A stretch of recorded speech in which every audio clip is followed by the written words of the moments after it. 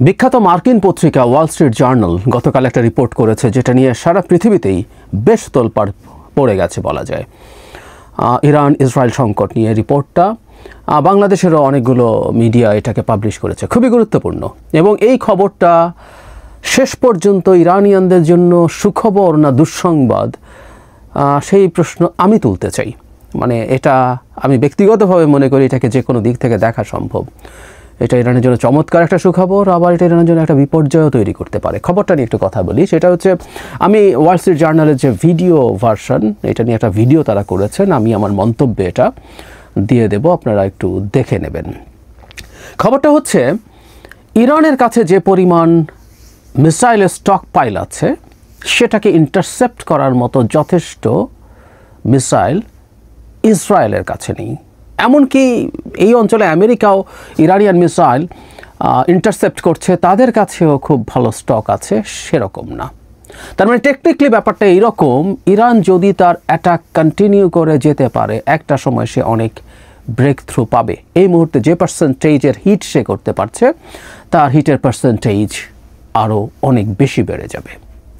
রিপোর্টে যা বলা হয়েছে সেটা একটু বলি। সেটা হচ্ছে, ইরান যেহেতু তার ব্যালিস্টিক মিসাইলগুলো দিয়ে মূল আক্রমণ করছে, অনেক দূর থেকে আসছে, তার ড্রোন এবং ক্রুজ মিসাইলও আছে, কিন্তু তার মূল থ্রেট ইসরায়েলের জন্য ব্যালিস্টিক মিসাইলস। আমি আগেও একদিন বলেছি আপনাদের, ক্রুজ মিসাইলগুলো আর বিশেষ করে ড্রোনগুলো পাঠানো হচ্ছে তার যে এয়ার ডিফেন্স সিস্টেম আছে, এটাকে স্যাচুরেট করে ফেলার জন্য। একসাথে যখন প্রচুর টার্গেট ঢোকে, সে এগুলোকে নিউট্রালাইজ করতে ব্যস্ত হয়ে পড়ে এবং তখন ওই মাঝে অতি উচ্চ গতির ব্যালিস্টিক মিসাইলগুলো আঘাত করে। এটা ইরানের কৌশল ছিল এবং ইরানের মধ্যেও আরও বেশ কিছু কাজ করেছে, যেমন তারা তাদের পুরনো স্টক পাইল আগে ইউজ করেছে, এমনকি ব্যালিস্টিক মিসাইলের ক্ষেত্রে যেগুলো মোর সফিস্টিকেটেড সেগুলো রেখে দিয়েছে।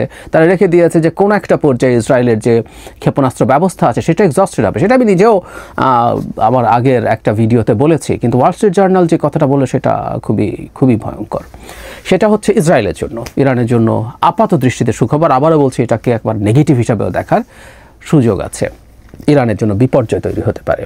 এই রিপোর্টে বলা হচ্ছে, যেহেতু ব্যালিস্টিক মিসাইল দিয়ে মূল টার্গেট করছে, মানে আমরা জানি যে ইসরায়েলের আকাশ প্রতিরক্ষা ব্যবস্থা পৃথিবীর শ্রেষ্ঠতমই বলা হয়। একটা ছোট দেশ, সে তার অলমোস্ট পুরোটাই খুব ভালো এয়ার ডিফেন্স সিস্টেম ডিপ্লয় করতে পেরেছে। অন্তত 3টা লেয়ারে সে এই কাজটা করে। একটা হাইয়েস্ট লেয়ার অনেক ওপরে, যেটা 2 থেকে 2,500 কিলোমিটারের মধ্যে সে যে কোনো মিসাইল বা ফাইটারকে ইন্টারসেপ্ট করতে পারে অ্যারো 3 দিয়ে। তারপরে মাঝামাঝি জায়গায় অ্যারো 2 আছে এবং ডেভিডস স্লিং আছে, সেই ডেভিড গলিয়াথের ওখান থেকে নামটা নেওয়া, ডেভিড স্লিং। এবং সবার নিচে আয়রন ডোম, যেটার কথা আমরা জানি। এবং আয়রন ডোমও আবার এক অর্থে খুবই ম্যাজিক দেখাতে পেরেছিল, কারণ রকেটকে, ছোট ছোট রকেটকে ইন্টারসেপ্ট করার ক্ষমতা ইসরায়েলের আছে এবং সেটার শেষ অংশে এসে এটা 100 কিলোমিটারের মধ্যে সে ইন্টারসেপ্ট করে, তার সবচেয়ে কম সক্ষমতার, কিন্তু এরকম 3টা লেয়ারে সেই কাজটা করে।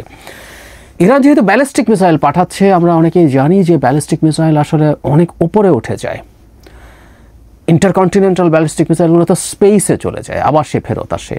আর ব্যালিস্টিক মিসাইলগুলো মোটামুটি আমাদের অ্যাটমসফিয়ার ক্রস করে তারপর আবার সে ঢোকে পৃথিবীতে, এবং ঢোকার সময়টা প্রচণ্ড গতিবেগ নিয়ে সে ঢোকে। এই কারণে বলা হয় যে অ্যাসেন্ডিং স্টেজে ব্যালিস্টিক মিসাইল ধ্বংস করাটা বেটার। যখন সে উঠছে বা যখন সে তার ক্রুজ করছে, নামার সময় it's really very tough. So যখন এটা উঠছে এবং সে তার জার্নিটা করছে, ওই সময়টাতেই ইন্টারসেপ্ট করার জন্য এই সর্বোচ্চ পাল্লার যে ইন্টারসেপ্টারগুলো অ্যারো 3, সেগুলো প্রচুর ব্যবহার করা হয়েছে এবং এটাই মূল ম্যাজিক এবার করেছে ব্যালিস্টিক মিসাইলগুলোকে ডাউন করার ক্ষেত্রে। এখন সমস্যা হচ্ছে, অ্যারো 3-র স্টক পাইল খুব ভালো না। এটা যেহেতু লম্বা রেঞ্জের, এটা এক্সপেন্সিভ, এটা মোর কমপ্লেক্স। ইনফ্যাক্ট এটা একটু বলে রাখা ভালো, যে কোনো ইন্টারসেপ্টার মিসাইলই অনেক কমপ্লেক্স ব্যাপার। হামাস যখন অ্যাটাক করেছিল তখন একদিন এটা নিয়ে বিস্তারিত বলেছিলাম, আজকে সামান্য একটু বলি। সেটা হচ্ছে, একটা মিসাইল বা রকেট যাই হোক, সে মোটামুটি একটা রেঞ্জকে তার টার্গেট ধরে, যে 10 মিটারের মধ্যেও যদি পড়ে, 50 মিটারের মধ্যেও যদি পড়ে, এগুলোকে খুবই সাকসেসফুল প্রিসিশন মিসাইল হিসাবে আমরা মেনে নেই।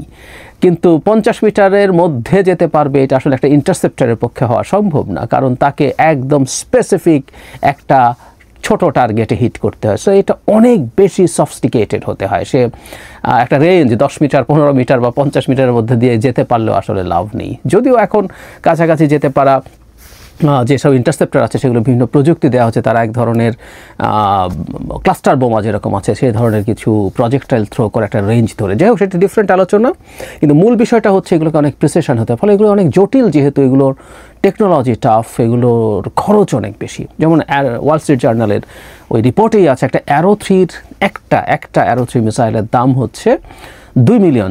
$2 মিলিয়ন মানে বাংলাদেশি টাকায় এখন 25 কোটি টাকা এক একটা খরচ। ইভেন ডেভিড স্লিং, আমি খুঁজে দেখলাম একটা ডেভিড স্লিংয়ের দামও 8-9 কোটি 10 কোটি টাকা একটা মিসাইল, যেটা মধ্য পাল্লার। এর দাম খানিকটা কম, তারপরও সেটাও অনেক।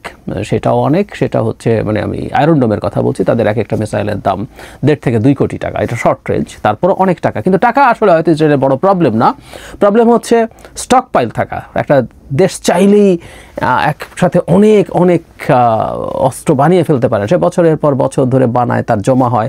যেমন কিছুদিন আগে রাশিয়া ইউক্রেন যুদ্ধের সময় একটা তথ্য এসেছিল যে পরিমাণ জ্যাভলিন মিসাইল, আমরা জ্যাভলিন মিসাইলের ম্যাজিক দেখেছি, একটা ম্যানপ্যাড মানুষরা হাতে নিয়ে একটা মিসাইল লঞ্চ করতে পারে, যেটা খুব অবলীলায় রাশিয়ান ট্যাঙ্ককে ধ্বংস করছিল। এই জ্যাভলিনের যে স্টক পাইল কমেছে, সেটা পূর্ণ হতে 8-10 বছর লাগবে আমেরিকা যদি তার পূর্ণ শক্তিতেও এটা বানাতে শুরু করে। সো এই যে অ্যারো-3, অ্যারো-2, ডেভিড স্লিং বা আয়রন ডোম যাই বলে না কেন, এগুলো ওভার দ্য ইয়ার্স তৈরি করে একটা স্টক পাইল তৈরি হয়েছে, ফলে খুব রাতারাতি এটা বানিয়ে ফেলা তার জন্য সোজা হবে না।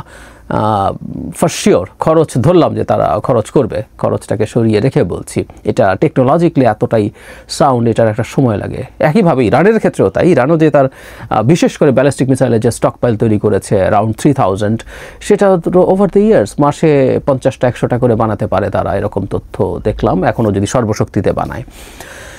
এখন ইসরায়েলের জন্য স্বাভাবিকভাবে ইসরায়েল এটা স্বীকার করেনি, দেখলাম যে ইসরায়েল থেকে স্ট্রংলি এটা প্রত্যাখ্যান করা হয়েছে, কিন্তু ওয়াল স্ট্রিট জার্নালের মতো একটা পত্রিকা খুব রিলায়েবল সোর্স ছাড়া এটা করতে পারে না। অ্যাট দ্য সেম টাইম তারা আমেরিকান যে ইন্টারসেপ্টরগুলো আছে, ওখানে থার্ড আছে ওই অঞ্চলে, সেগুলো ব্যবহার করা হচ্ছে। তারা ফাইটার ইউজ করছে আকাশ থেকে ক্রুজ মিসাইলকে টার্গেট করার জন্য, তারা তাদের যে নেভাল ভেসেলস আছে সেখানেও ইন্টারসেপ্টার্স আছে। এইগুলোর স্টক পাইল আসলে খুব বেশি না, ফলে ইরান যদি টানা ক্রমাগত তার রকেট লঞ্চিং চালিয়ে যেতে পারে, আমার প্রাথমিক যে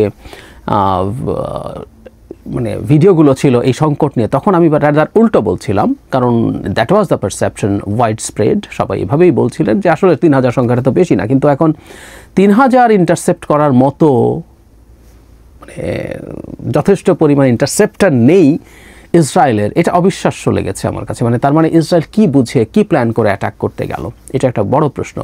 ফলে ইরান যদি প্রচুর অ্যাটাক করতে পারে, সম্ভাবনা আছে একটা সময় ইন্টারসেপ্ট করার ক্ষমতা কমে যাবে বা শেষ হয়ে যাবে, তখন ইরান প্রচুর হিট করতে পারবে। এখন একটা ওয়াল স্ট্রিট জার্নাল বলছে অ্যারাউন্ড 10% হিট হচ্ছে, এটা আমি অনুমান করে বলেছিলাম, আমি দেখলাম এটা রাইট।